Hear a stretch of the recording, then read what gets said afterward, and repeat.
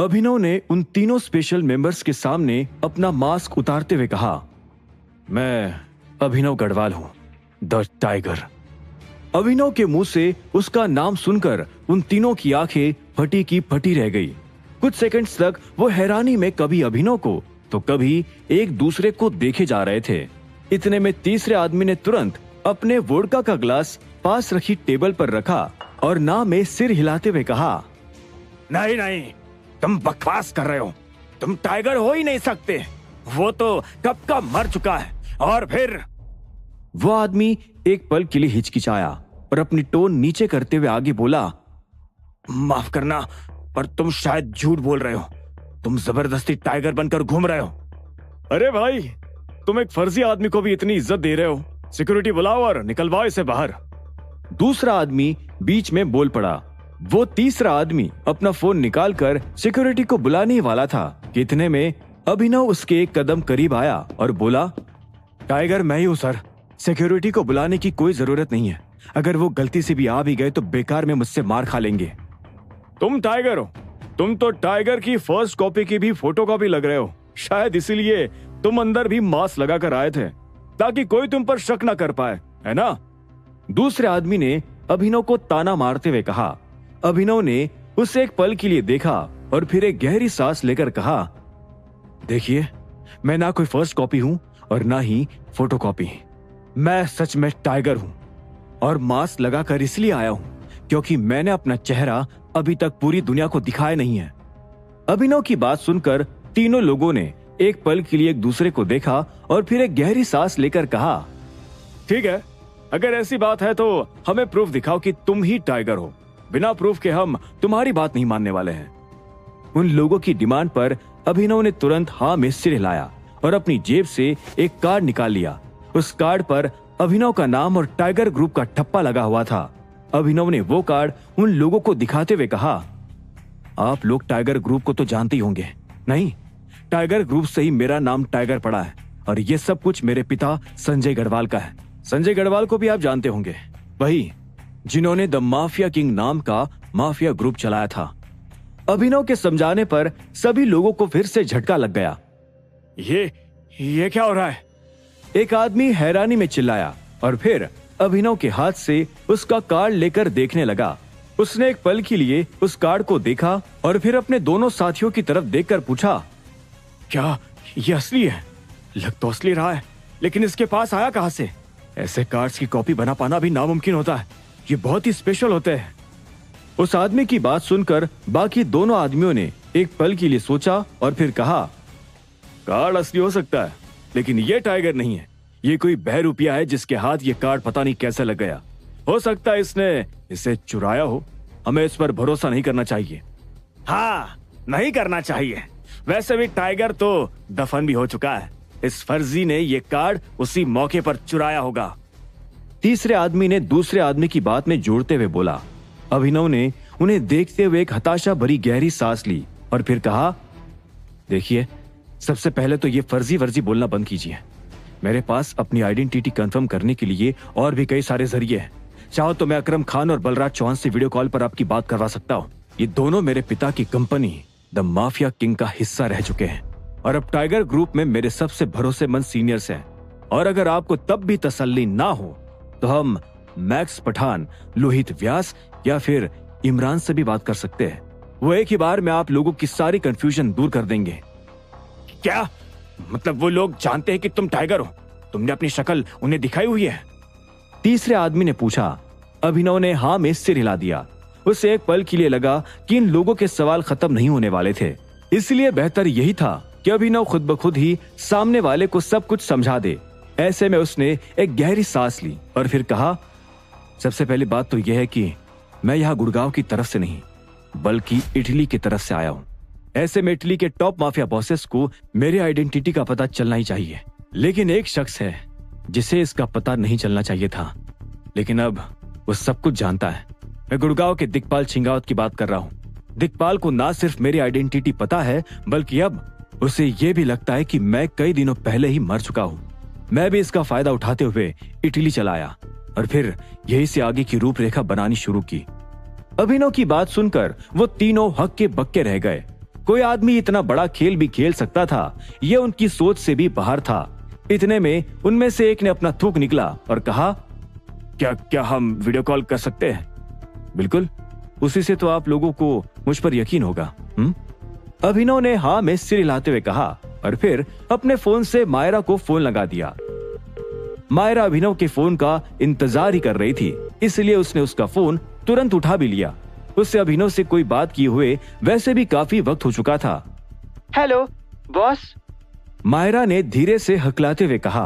उससे अचानक से अभिनव की चिंता होने लगी थी। हालांकि अभिनव सीधा मुद्दे पर आते हुए बोला, सुनो, अभी की अभी एक वीडियो कॉन्फ्रेंस कॉल शेड्यूल करो जिसमें अकरम, बलराज और 2 फॉरेनर्स होंगे।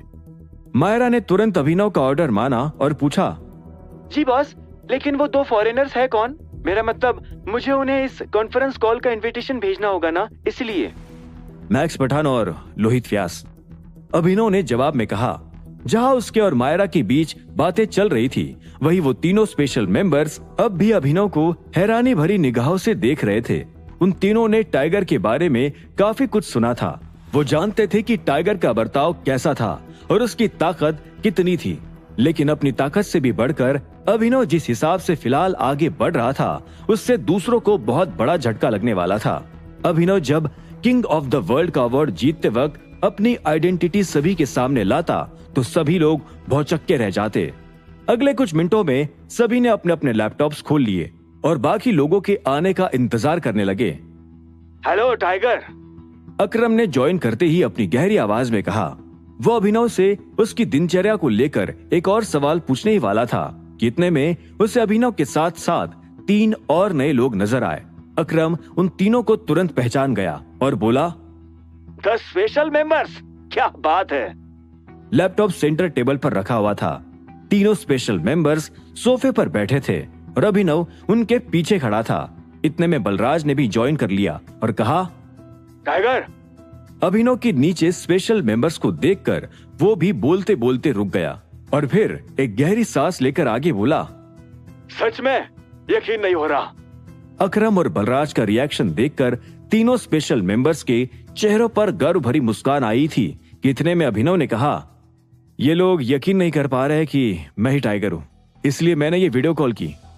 बलराज अभिनव की सफाई पर हंसने लगा और बोला, होता है टाइगर, होता है। मैं भी पहली बार विश्वास नहीं कर पाया था, लेकिन फिर टाइगर और मेरे बीच एक छोटी मोटी कुश्ती हुई और टाइगर ने उसमें मुझे बुरी तरह से धो डाला। तब से मैंने इससे पूछने की हिम्मत नहीं की कि तुम टाइगर हो या नहीं। अपनी बात खत्म करते हुए बलराज फिर से हंसने लगा और तभी उसने देखा कि मैक्स पठान भी मीटिंग को ज्वाइन कर चुका है। ऐसे में उसने अपनी हंसी रोकी और गला साफ किया। इससे पहले कि अभिनव आगे कुछ बोल पाता, मैक्स ने ही बीच में कहा, बलराज की बात से तो मैं भी रिलेट कर पा रहा हूँ। अभिनव आसानी से ये तो बता देता है कि वो कौन है, लेकिन अगर किसी ने कंफर्मेशन मांगा तो फिर वो अपनी पहचान का ऐसा सबूत देता है कि सामने वाला जिंदगी भर पछताता रहता है। पहली बार जब अभिनव इटली आया ही था, तब मैं खुद भी उसे पहचान नहीं पाया था, लेकिन अभिनव ने अपने तरीके से मुझे ऐसा समझाया कि मैं आज भी पछताता हूँ। लेकिन यही बात मुझे काफी अच्छी भी लगती है, जिस तरह से अभिनव अपनी आइडेंटिटी छिपाता आया है। ज्यादातर लोगों को कोई अंदाजा नहीं है कि वो कौन है। ऐसे में टाइगर के लिए बाहरी खतरा अपने आप काफी कम हो जाता है। हाँ, ये बात तो ठीक कही आपने। अचानक एक स्पेशल मेंबर ने मैक्स की बात का समर्थन करते हुए कहा। इतने में लोहित ने भी ज्वाइन कर लिया और फिर कहा, ये कॉन्फ्रेंस कॉल सिर्फ टाइगर के साथ ही है क्या? अपनी बात खत्म करते ही लोहित को अभिनव के नीचे तीनों स्पेशल मेंबर्स भी दिखाई दिए, जिससे वो एक पल के लिए हैरान हो गया। जब स्पेशल मेंबर्स ने देखा कि सब लोग ज्वाइन कर चुके हैं, उसके बाद उनमें से एक ने कहा, मुझे लगा कि आप लोग, मेरा मतलब इटली के लोग, इस साल के इवेंट में पार्टिसिपेट ही नहीं करने वाले हो। हाँ, यह अफवाह भी मैंने ही फैलाई थी। अचानक पीछे से अभिनव ने कहा। तीनों मेंबर्स उससे कंफ्यूज होकर देख ही रहे थे कि इतने में अभिनव ने अपने पास से कुछ फोटोज निकाली और उन्हें सामने टेबल पर रखते हुए आगे कहा, हमने ऐसा क्यों किया, ये उसका सबूत है। आप तीनों अगर गौर से देखोगे तो आपको एहसास होगा कि ये पूरा खेल असल में दिक्पाल का ही है। ये पिक्चर्स इस बात का सबूत है कि कैसे दिक्पाल जानबूझकर इटली को इतने सालों से गुमराह करते हुए आया है।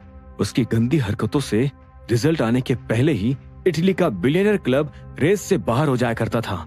अब आप तीनों प्लीज ऐसे रिएक्ट मत करना जैसे आपको इस बारे में कोई आइडिया ही नहीं है। अभिनव की बात सुनकर तीनों मेंबर्स की सांसें तेज हो गई और वो अपनी पलकें झपकाने लगे। उन्हें वाकई इस बारे में सब कुछ पता था। इतने में कॉल पर बैठे मैक्स ने भी शिकायत भरे सुर में कहा, मैं इसको लेकर काफी नाराज हूँ। वो तो शुक्र है टाइगर का जो उसने ये सबूत निकाला और हम सभी को इस बात से आगाह किया। मुझे तो समझ नहीं आ रहा, इतना बड़ा इवेंट होने के बाद भी इसमें फेयर कंपटीशन क्यों नहीं है। अगर ये इवेंट दिक्पाल जैसे भ्रष्ट लोगों को जबरदस्ती जितवाने में विश्वास रखेगा तो फिर इस इवेंट की भी क्या ही मियाद रह जाएगी। बिल्कुल सही बात। इटली पिछले कुछ सालों से बहुत मेहनत करता आया है, लेकिन सिर्फ दिक्पाल की वजह से हम किसी न किसी तरह चूक गए। और आश्चर्य की बात तो यह है कि इवेंट वाले सब कुछ जानते हुए भी कोई एक्शन नहीं ले रहे। ये ठीक नहीं है जी। अगर ऐसा ही चलता रहा तो हम इंटरनेशनल कमीशन में इस इवेंट की कंप्लेन कर देंगे। लोहित ने भी मैक्स की बात में जोड़ते हुए कहा, चिंता मत करो, दिक्पाल इस साल वैसे भी इस गेम से बाहर है। अचानक अभिनव ने कहा, जिससे तीनों स्पेशल मेंबर्स के कान खड़े हो गए। क्या ये कब हुआ? एक मेंबर ने हैरानी भरे सुर में कहा। अभिनव ने अपना गला साफ किया और कहा, अभी अभी।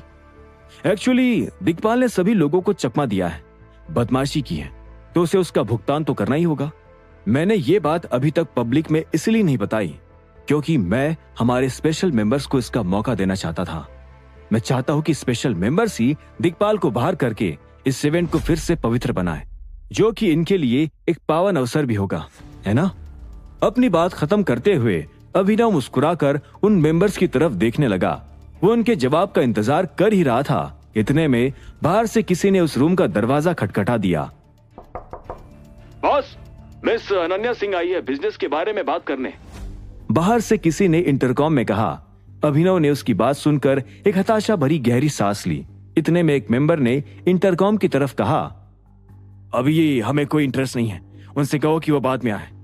नहीं नहीं, अभिनव ने तुरंत ना में सिर हिलाते हुए कहा।